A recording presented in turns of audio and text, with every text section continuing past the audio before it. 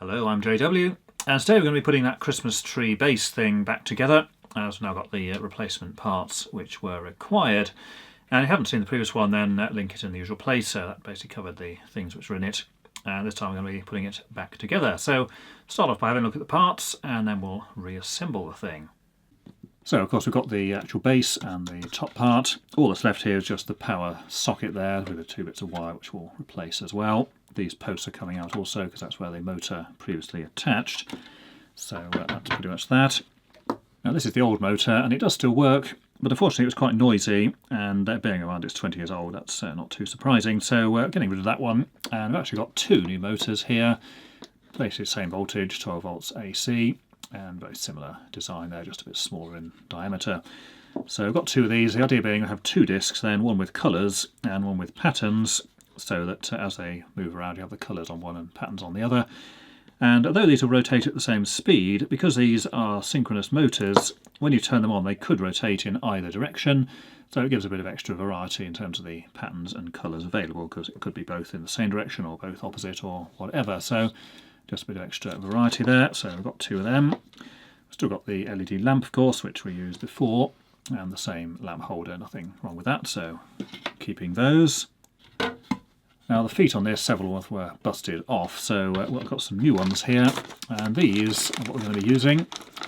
These are actually door stops made out of sort of a fairly soft PVC material, so I'm just going to put a screw through the middle, fix those onto the base. A whole bag of these, very cheap, these only £1.50 or something for the whole lot. And the motors, by the way, were about £3 and something for both of them, including shipping, so again very cheap there. And got some screws here to mount the various things in position. These are M3, and they're only M3 simply for the fact that that's what fits through these holes on the motor, so that's fine. And extra length so we can adjust the height of that. And for the discs themselves we need to have some thin transparent plastic. Now of course you could buy thin transparent plastic, but a much cheaper way is to buy one of these. This is a cheap clip frame, only costs about £1.50, and basically it's a sheet of plastic with a bit of hardboard on the back, and then it has these clips in place. So it's much cheaper to buy this rather than just get a piece of plastic cut. So we'll just cut two circles out of this, and that would do just fine. So all that remains then is to put all this stuff together, and we'll do that on the other workbench, mainly because there's more space there, and let's see how it goes. Now the first thing to do is get these feet installed. Now I've got 5 of these because there was 5 of them previously, so I'm just going to situate them obviously around the edge in appropriate places. These are quite a bit deeper than the originals, so they stick out a little bit further there. But that's fine, because it doesn't actually matter. The only reason we're doing this is because the power thing is actually on the bottom, so the plug needs a clearance to fit through. So just a question of using some screws here. These are 5mm. Just drop through from the bottom and then just go through a hole with a nut on the other side. So just drill up those holes and get these screwed in.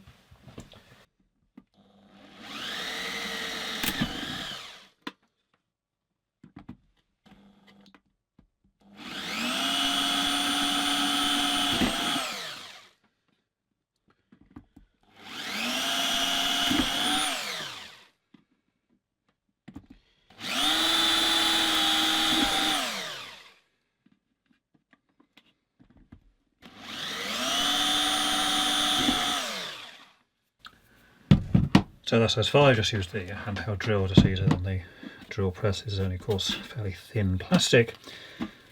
So that's the 5 holes, so I'll space them around so we can still get clearance to that.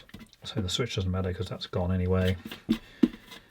And we'll just leave the old feet in place because they won't reach the bottom anyhow. So now we'll just put the screws in. So it's just a screw there, drops through the hole, and then on the back just be a washer and a nut as we've got here. So just one of those on each, and tighten it up.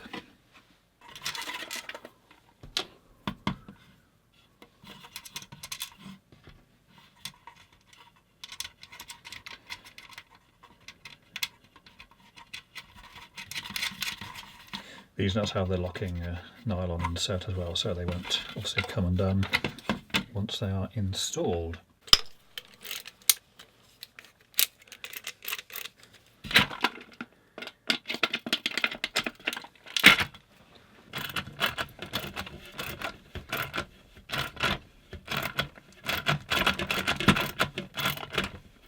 So all 5 of those screwed on the bottom there, reasonably equally spaced. I have to slightly adjust it because of where the existing feet are, and obviously we don't want to cover over the hole, but nevertheless that's reasonable. And of course it stands now perfectly level and decently stable. Now next we're going to put this lamp holder back in. This is the original one, so we just need to put that through the 2 holes that are down in the bottom there. Now we just need a little bit of a spacing underneath just to allow the wires to bend underneath there. So screw that in next. So for the spacing, just put a nut on the back there, so that thickness of the nut is basically going to be the thickness of the wire, and then of course the rest of the screw will just go through the 2 holes in the bottom, and then we just need to put the nut of course on the other side. So on that, just a little washer, and then one of the little nuts to go there to secure that in place. And again, these are the ones with the locking insert, so again, once they're tightened down, they'll pretty much be there permanently. So that's now screwed down in the bottom, still got the springs there to secure the lamp in position. And of course the 2 wires which will connect over to this thing later when we get the motors in. Now these 2 posts here were the original mounts for the motor previously. They've actually been glued in at least once before.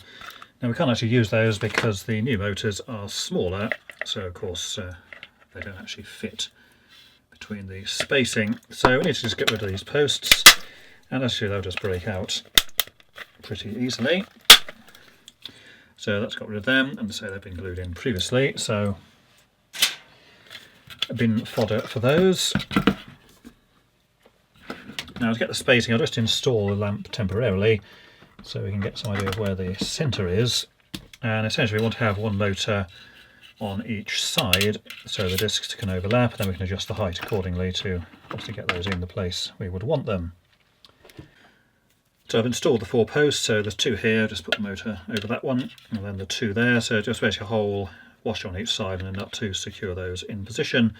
And then the idea here is I can put a nut onto the thread here, and then the motor will go over the top, and then by adjusting the nuts there we can adjust the height of the motor there to get them both obviously above the level of the lamp which goes in the middle, and also ensure that the 2 discs, the one is slightly above the other so they don't obviously grind together in a nasty way. So that's those ones there. And then in terms of the wiring, it's just basically the 3 lots of wires here, the 2 motors and the lamp all connect over to the power socket over there.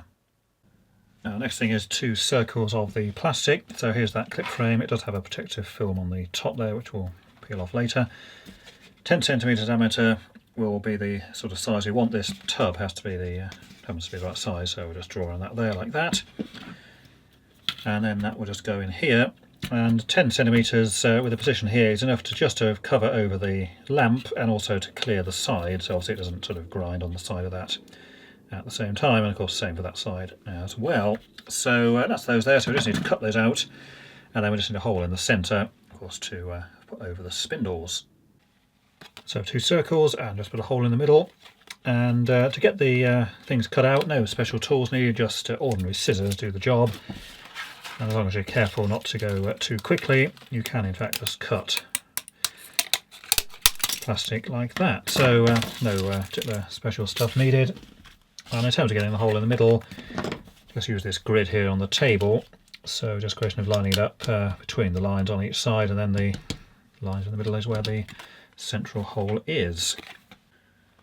So motors are in, and the discs just sit on the top of there. I also need to put some colour onto these in a moment. So just a little washer there. These are also M3 threaded posts or shafts as well. So one just sits there and then the other one sits there, so overlapping in the centre. And this one is slightly higher than that, so there's a small clearance gap between the 2 so they don't obviously grind together. And there was a gap between this one and the lamp underneath.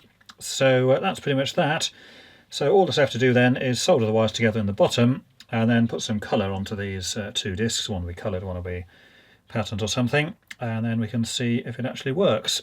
And okay, what should happen is that depending on when you turn it on, these may go in one direction or the other. So although they go at the same speed, you'll get various different combinations of the pattern and colour depending on which one goes in which direction.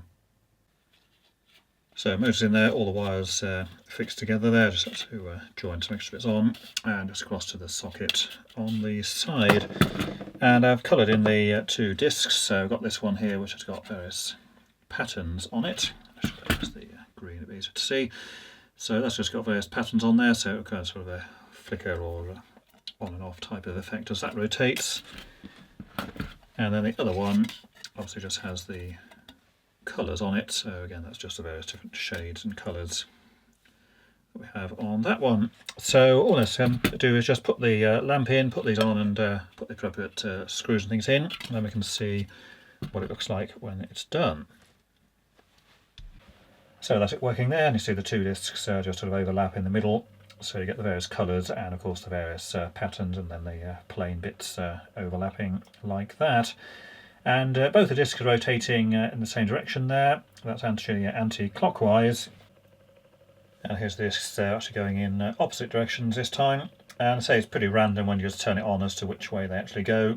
So they're rotating one way or the other, just depends on exactly where they are positioned when the power is disconnected and then reapplied. So that's pretty much for that. And I say it just gives a bit of extra randomness to the pattern, so you don't always get the same patterns and the same colours, which is what you would have got with the single disc previously. Now they do make a bit of noise obviously, but that's inevitable because they're mechanical. But so it's nothing you'd actually be too bothered or concerned about. Now I'll just set this going, pointing at the roof there, and you can get some idea of the various patterns and colours that come through there. So you've got the various colours cycling, and of course the various patterns as the pattern disc goes across as well. So here it is with the actual tree itself, and you see it just goes to the various colours and the various flickering patterns and whatever else. So that's pretty much repaired for now, and basically until next time, thanks for watching.